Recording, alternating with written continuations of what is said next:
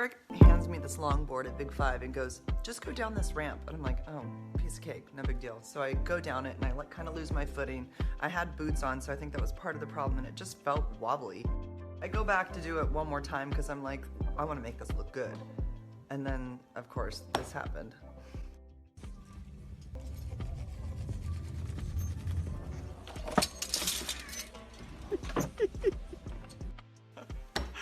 I honestly almost fell over all the way with the rack of clothing. Like, I'm surprised they didn't kick me out of there. That was so humiliating, my God. And I'm like almost 50 years old riding a skateboard in Big Five. And that giggle at the end is not me. That's Eric laughing at me.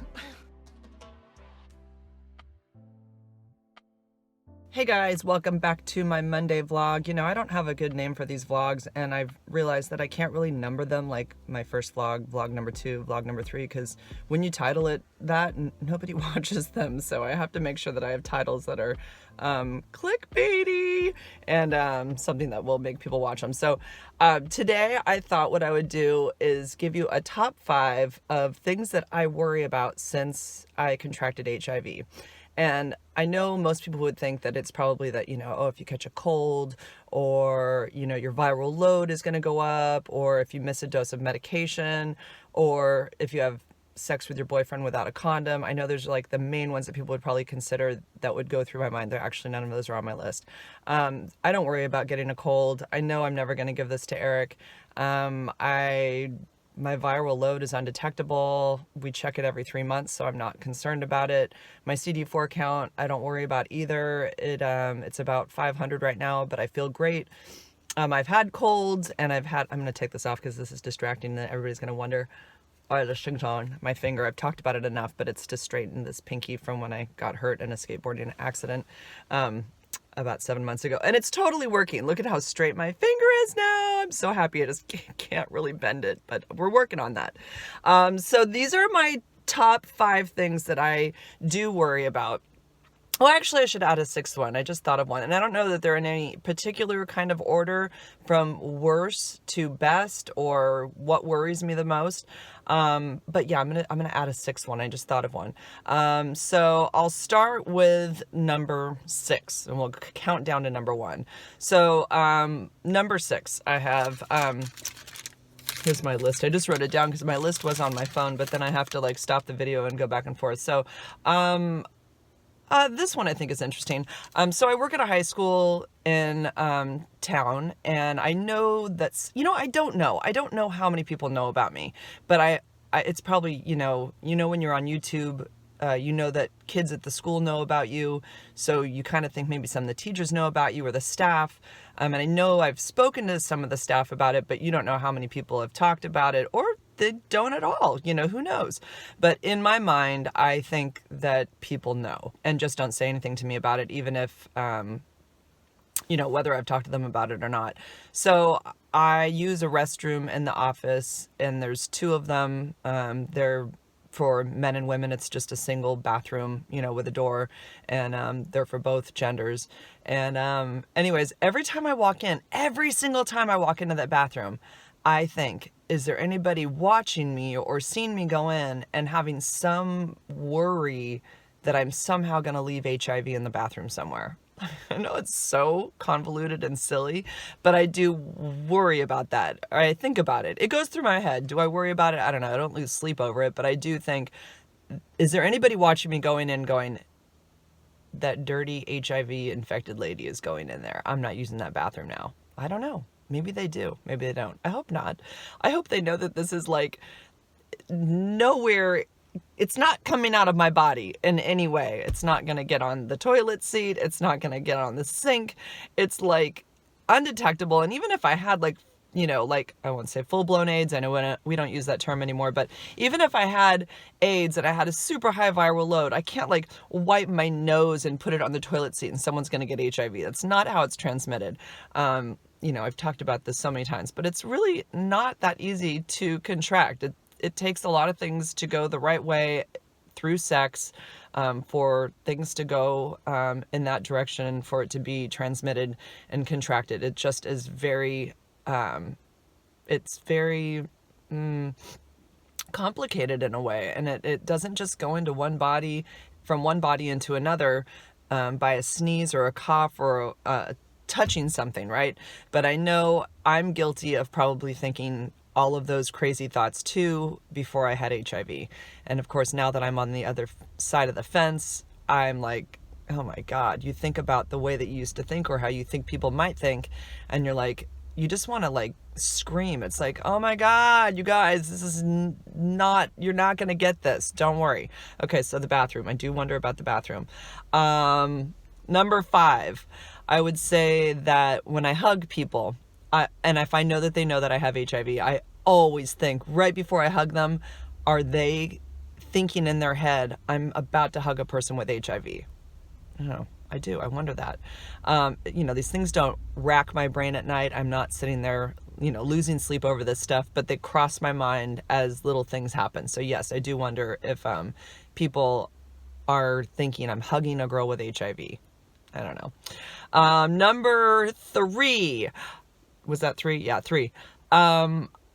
I definitely don't like it if my alarm goes off on my phone and my medication is not with me. Sometimes it's at home and I'm like an hour away from home and I forgot to bring it with me. Typically I do keep it in my car, but sometimes I'm in Eric's car and then I forgot it. I don't like being late on my medication. So that is something that worries me, only that I'm very anal about it. Like I just want to take it on time every day. I don't want to miss a day. It's just, it's a security blanket, it's my pill. I love my pill. I'm very in love with my pill. It keeps me healthy and alive. I'm like, I have a very fond feeling for my pill.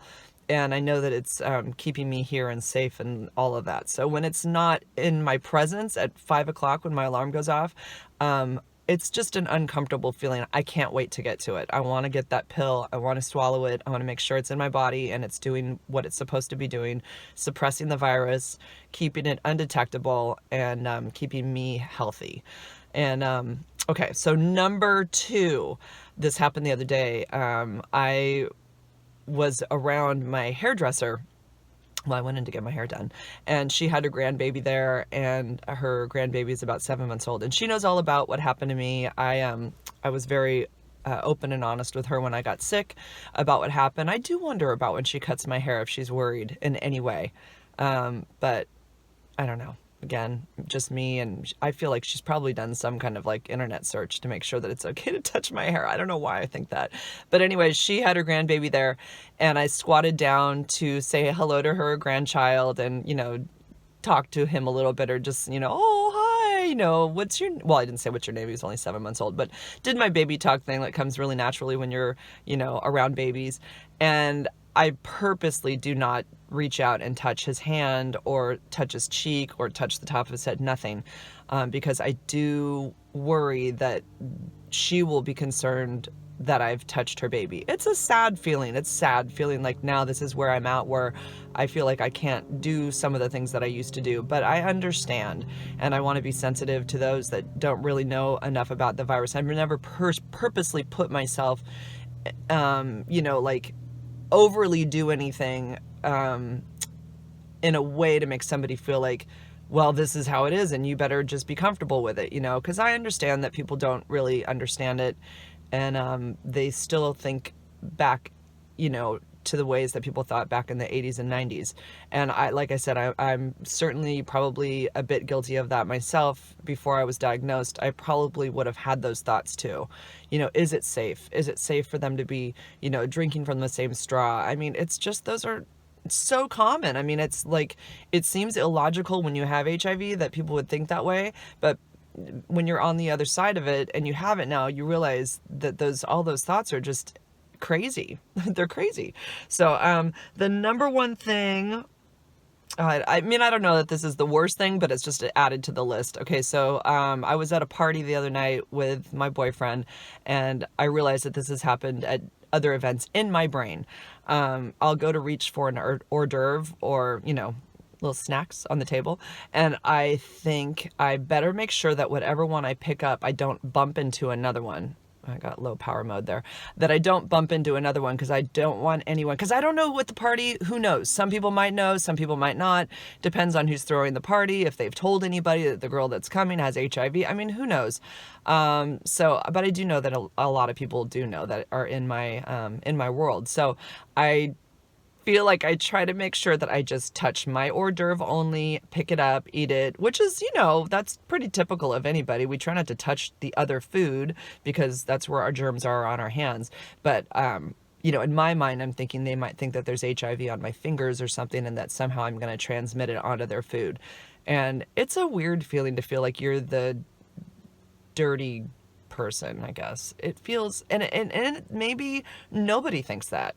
And I could just be imagining all of this. And, like I said, I don't lose sleep at night over it, but these are thoughts that run through my head in that moment.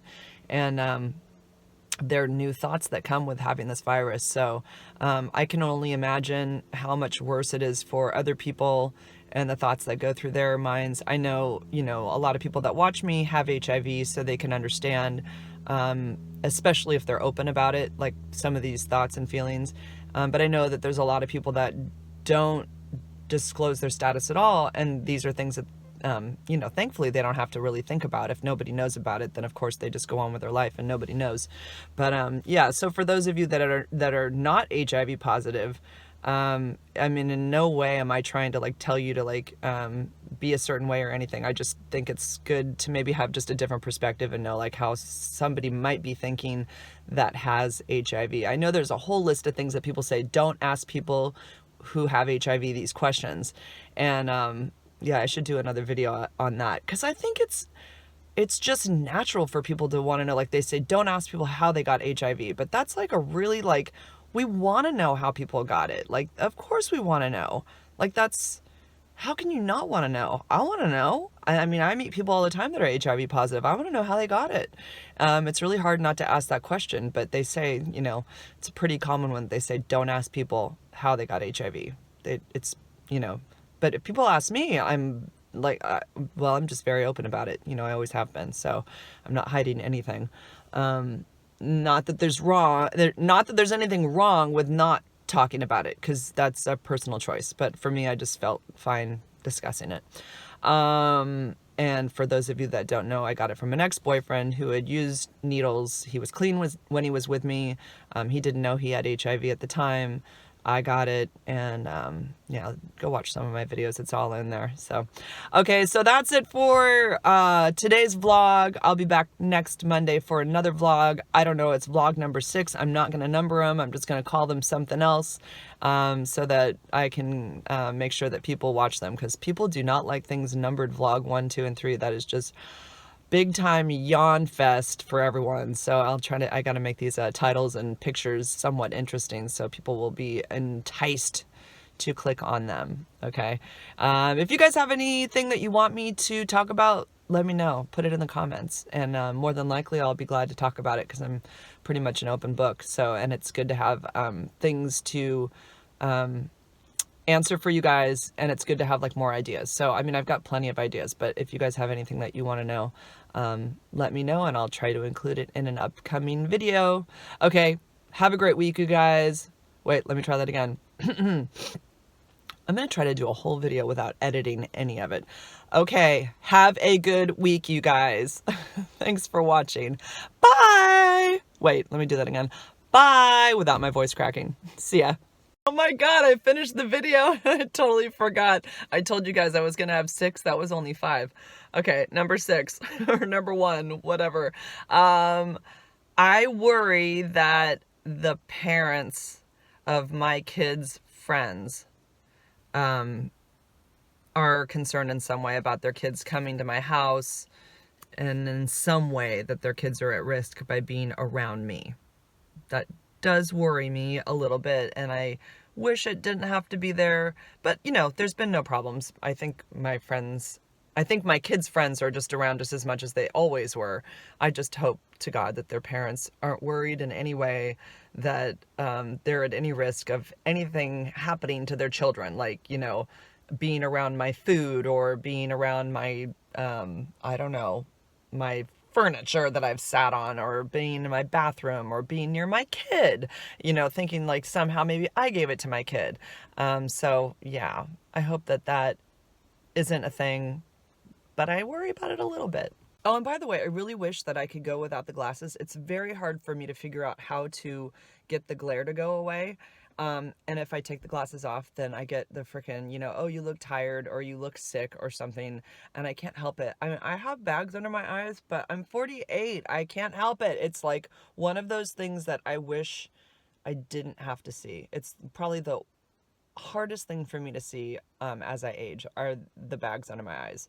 I mean, I wish to God I could do, like, see if I go like that, and they're kind of gone. But at different angles, they come up and it's stronger. Anyways, so I think I do. I hide behind my glasses because I don't want to see that. But I still kind of see it. Anyways, I really do. I think in real life, I hide behind these so I don't have to, like, look at the bags under my eyes. But anyways, I wish I knew how to get rid of these, this glare, because I can't stand it. But I don't know. Any suggestions, let me know. Okay, so I'm going to say goodbye one more time. Until next Monday, I will have another video for you guys. I promise you guys I will do it every Monday. And probably, you know, something before that, just because there's other stuff coming up. So, yeah, I'm still trying to figure out these Monday videos, if I want them to be like talking about my life in the present from each week to the next, or just things, because I don't know, that's so intriguing to everybody. So I don't know, I'm just gonna keep it open right now for different ideas. Maybe I'll talk about what's going on in my life, or maybe I'll just talk about like something like this, like a top 5-6 list, or I don't know, we'll see. I just want to keep it open for right now and not too stringent. So okay, see you guys, bye. Don't forget to comment, like, and subscribe if you want to. Please do. It'd be nice. It'd be cool. I think it'd be awesome. You know.